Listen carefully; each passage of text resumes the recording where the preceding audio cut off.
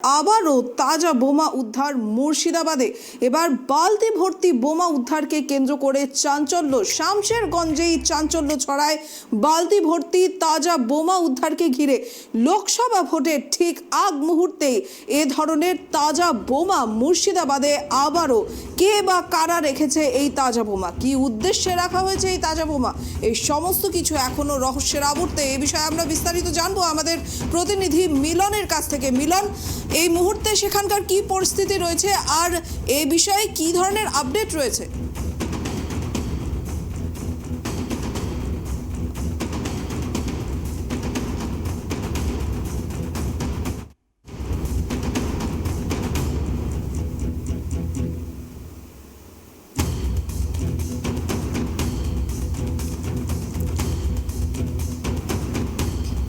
এদিকে বালতি ভর্তি তাজা বোমাকে ঘিরে ব্যাপক চাঞ্চল্য ছড়িয়েছে মুর্শিদাবাদের শামশেরগঞ্জে।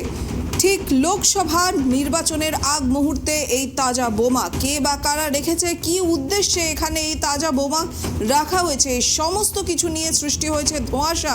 এ বিষয়ে আমরা বিস্তারিত জানবো আমাদের প্রতিনিধি মিলনের কাছ থেকে। মিলন, এই বিষয়ে আর কি আপডেট রয়েছে আর এই মুহূর্তে সেখানকার কি পরিস্থিতি? দেখো দিশা, মুর্শিদাবাদের শামশেরগঞ্জে বা ফারাক্কা গোটা মুর্শিদাবাদ জুড়েই কিন্তু একটা সবসময় আমরা এর আগেও খবর করেছি বোমের কিন্তু একটা আঁকড়া দেখা যায়। সামনেই লোকসভা নির্বাচন, তার মধ্যেই যে গেল রাত্রে শামশেরগঞ্জে একটি আমবাগান থেকে বালতি বোঝায় তাজা বোমা উদ্ধার করা হলো। এই বোমের খবর যখন এলাকার লোক পায় তারা কিন্তু আতঙ্ক ফিল করে। সঙ্গে সঙ্গে শামশেরগঞ্জ থানার পুলিশের খবর দেওয়া হয়। ঘটনাস্থলে শামশেরগঞ্জ পুলিশ গিয়ে কিন্তু ওই জায়গাটা কিন্তু ঘিরে রাখে। খবর দেওয়া হয় বোম স্কোয়াড টিমকে। মানুষের কাছে আমরা জানার চেষ্টা করলাম, সাধারণ মানুষ কিন্তু বলছে সামনে লোকসভা নির্বাচন, তার আগেই এই বালতি বোঝা বোমাই কিন্তু আমাদের কাছে কিন্তু আতঙ্কে ফিল করছে। আমরা সবসময় প্রশাসনকে বলছি যে কারা বা কারা বোম রেখেছে তাদেরকে তদন্ত করে গ্রেপ্তার করা উচিত। শামশেরগঞ্জ পুলিশ কিন্তু পুরো ঘটনাই তদন্ত করছে। দিশা, একেবারে মিলন, তবে যেখানে এই বোমাগুলি রাখা হয়েছে তার আশেপাশের এলাকায় কোনো দলীয় কর্মী বা তাদের কোনো পরিবার এ ধরনের কোনো খবর রয়েছে কি? দেখো, এই মুহূর্তে যে পুলিশ সূত্রে জানা যায় এই ধরনের কোনো খবর এখন নাই। তবে সামনেই কিন্তু আমাদের ঝাড়খণ্ড বিহার বর্ডার। এর আগে কিন্তু যতবারই কিন্তু আমাদের এই শামশেরগঞ্জে বা মুর্শিদাবাদে বোম উদ্ধার হয়েছে, কিন্তু ওই সন্দেহ কিন্তু রেখেছে যে ঝাড়খণ্ডের লোকের সাথে আমাদের মুর্শিদাবাদ লোকের একটা যোগাযোগ অবশ্যই রয়েছে।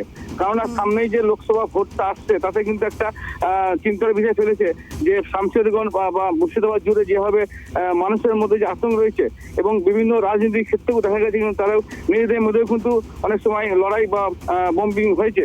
যেমনকি আমি একটু বলি যে এখন কিন্তু মুর্শিদাবাদ জুড়ে বেশ কিছু জায়গাতে কিন্তু তৃণমূলের একটা ঘোষণা রয়েছে। এদের মধ্যেও কারা আছে কিনা বা সত্যি তারা অন্য কোনো উদ্দেশ্যে কিন্তু এই আমবাগানে বোম মজুত করেছে কিনা সেই বিষয়ে কিন্তু শামশেরগঞ্জ থানার পুলিশ কিন্তু তদন্ত করছে। একেবারে ধন্যবাদ মিলন।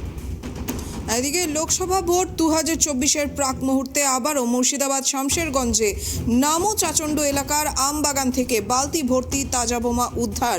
আর এই ঘটনাকে ঘিরেই ব্যাপক চাঞ্চল্য ছড়িয়েছে শামশেরগঞ্জে।